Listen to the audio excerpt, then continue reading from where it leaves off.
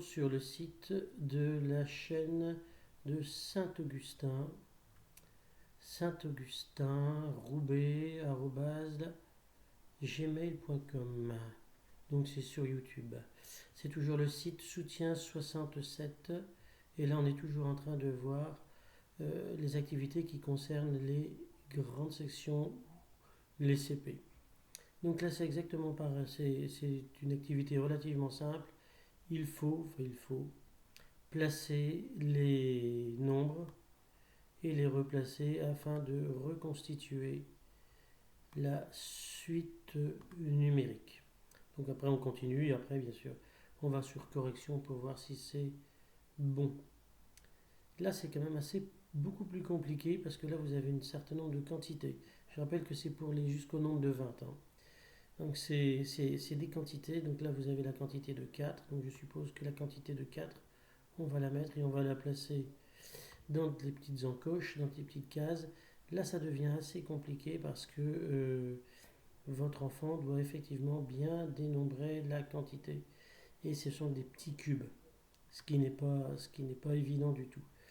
On verra par la suite si je mets en ligne un autre jeu, un autre site qui s'appelle Mitsef, qui lui est plus performant et on peut bien dénombrer les cubes. Ça, ce sera beaucoup plus valable. Alors là, par exemple, il y a 1, 2, 3, 4, 5, 6. Donc on prend le 6 et on le place ici. Voilà, donc ça c'est pour cette activité-là, vous voyez. Là c'est jusque 10, là c'est jusque 20, donc c'est un peu plus compliqué. Et il faut toujours que je vois mon écran parce que sinon je vais avoir un souci. Voilà, donc je suis à 1 minute 54, c'est bon.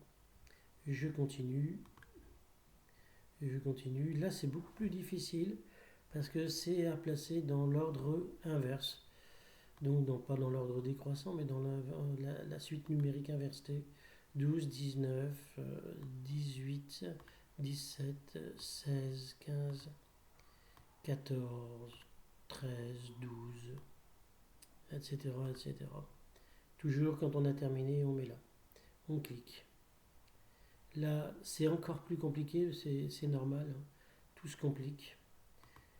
Il faut donc positionner les quantités et essayer de retrouver où se trouve le chiffre qui correspond à la quantité qui est inscrite. Donc 3, allez où le 3, il est là. Donc j'avoue, c'est pas toujours évident pour des élèves de grande section ou pour des élèves de CP parce que le dénombrement et le passage à la dizaine n'est pas toujours évident pour les élèves. Et là, c'est encore plus compliqué. Pourquoi? Parce que ça nécessite de savoir lire les chiffres. Ce qui malheureusement n'est pas encore le cas en cette période de l'année. Tous les élèves n'ont pas acquis cette compétence. Donc je mettrai un bémol sur cette activité. Si vos enfants y parviennent, c'est bien. Après, si c'est pas toujours évident, il y a des syllabes qui sont relativement compliquées et des sons qui n'ont pas vu. Donc effectivement, on peut passer cette activité. Voilà.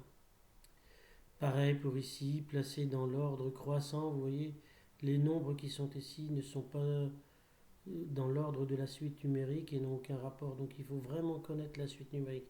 Je dirais que c'est plus du domaine du CE1 que du domaine du CP ou du fin CP. Donc à cette époque de l'année, vous pouvez toujours essayer, mais sincèrement, c'est pas évident parce que c'est 3, 4, après on passe à 7, 9, 12, 15, 16, 18 et 20 et j'espère que je ne me suis pas trompé et c'est bon. Ouf.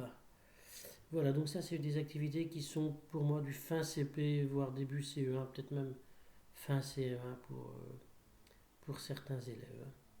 Voilà, là ça va bientôt se terminer pour moi.